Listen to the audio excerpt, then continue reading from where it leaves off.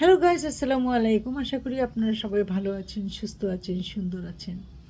আমি আবার আপনাদের মাঝে উপস্থিত হয়েছি ছোট্ট একটা গল্প করার জন্য। তা যদি ভালো লেগে থাকে সাবস্ক্রাইব করে বেল বাটন টিপে দিন, বেশি বেশি শেয়ার করুন। এক ভদ্রলোকের দুটো ছেলে, এক মেয়ে। বড় ছেলে কম্পিউটার ইঞ্জিনিয়ার, ছোট ছেলেটা কম্পিউটারে পড়তো। এই ছোট ছেলে একটা মেডিকেল পড়ুয়া মেয়েকে ভালোবেসে ফেলে, এত ভালোবেসে ফেলে যে তাকে সেখান থেকে কিছুতেই ছুটানো যায় না।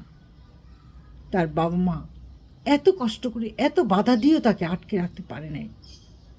ওদিকে মেয়ের বাবা মা ছেলেকে বারবার না করে দিয়েছে, বকা দিয়েছে, ঢুকতে দেয় নাই, বের করে দিয়েছে। তারপরও পাগলা প্রেমিক সেই মেয়ের বাড়ির দরজার সামনে যে দাঁড়িয়ে থাকত। একদিন মেয়ের বাবা বেরিয়ে এসে ছেলেটাকে প্রচুর ধমক দিয়েছে, তারপরও আটকাতে পারেনি। কিছু গুন্ডা লাগিয়ে দিয়েছে মেয়ের বাবা। সেই গুন্ডারা ছেলেটাকে প্রচুর মারধর করেছে, বলেছে জীবন বাঁচাতে চাইলে সরে যা, নইলে কিন্তু রক্ষা পাবি না। তারপরেও ছেলেটাকে সরাতে পারে নাই। এরপর কোরবানি ঈদ এলো। তার মা বলল, গরুর মাংসগুলো তুমি সবার বাড়িতে বাড়িতে দিয়ে আসো। ছেলে কোরবানির মাংস সবার বাড়িতে বাড়িতে দিতে গেছে, আর ছেলে ফিরে আসেনি। তার মা বাবা পাগল হয়ে গেছে, খোঁজ খোঁজ খোঁজ, ছেলে কোথায় গেল খুঁজতে শুরু করলো। এক সময় দেখে ঝিলের পাশে তার ছেলের লাশ পড়ে আছে।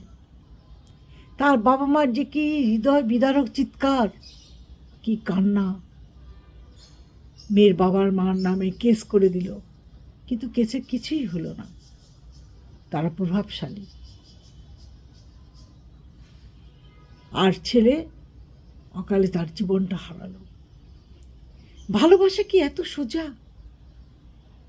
যাকে তাকে ভালোবাসা যায়, ভালোবেসে নিজের জীবনটাকে হারানো, এছাড়া তো আর কিছু না। তাই বলছি, ভালোবাসেন, কিন্তু এমন ভালোবাসবেন না যা জীবনটাকে নষ্ট করে দিবে। জীবনের শেষ প্রান্তে এসে ভালোবাসাটা মিলিয়ে যাবে। সেই জন্য বলছি, জীবনটাকে নিজের মতো করে গুছিয়ে নিন, কিন্তু মরণ ফাঁদে পা দিয়েন না। তাহলে একবার মরণ ফাঁদে পা দিলে সেখান থেকে বের হওয়া যাবে না। আজ এই পর্যন্ত। ভালো থাকেন, সুস্থ থাকেন। আল্লাহ হাফেজ।